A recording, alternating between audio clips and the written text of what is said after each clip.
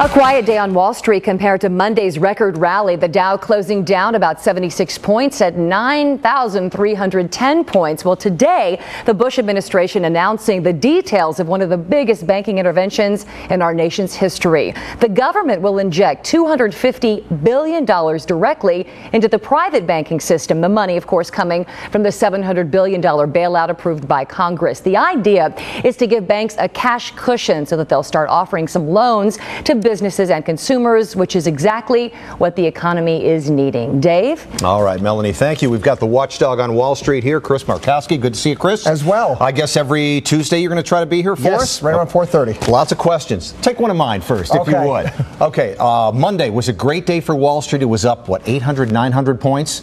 Has the market bottomed out, or can it go even lower? We're going to spin the roulette wheel. We're going to choose red or black. Bottom. It's very, very difficult to tell. If you look at prior market bottoms, sometimes they go back and they retest the lows again. Like I said, we're spinning dice. I think we've hit the bottom. Will it retest the bottom? Maybe, maybe not. This is why, again, like today, we're up 400 points at the open. Right.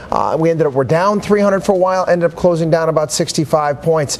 Very, very difficult to judge the swings in this market. Very, very volatile. What investors need to do is they need to be set on their financial plan, need to be focused on their goals, not at what the market is doing on any given day. Okay, quickly about 401ks. Should people who have them, they're not doing that well if they're in the stock market, should hold off on contributing to 401ks for a while until the market improves? Absolutely not. That screws everything up. Dollar cost averaging is one of the best things you can do because you're also taking advantage of these market bottoms. I was looking at certain mutual funds the other day. We're up 25-30% just over the course of yesterday, getting involved at some of those low levels. You never know where the bottom is. You never know where the top's going to be. You just got to get involved. Okay. Melanie got an IM here from Winterfresh. Will the housing market change soon for the better for the new year with the elections over by then? What do you think about the housing market?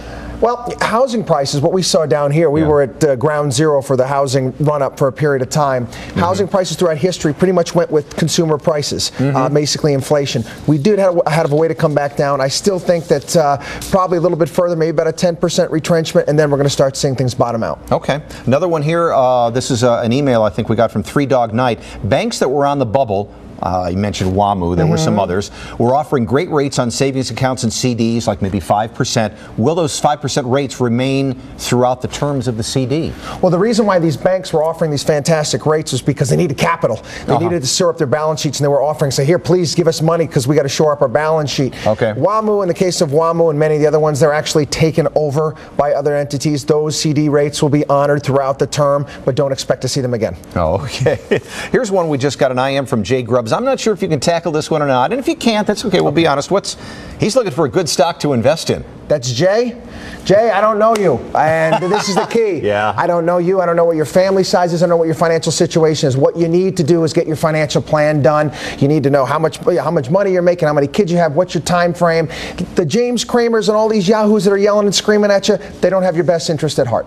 All right. You're honest. That's good. All right, Chris Markowski, thanks so much.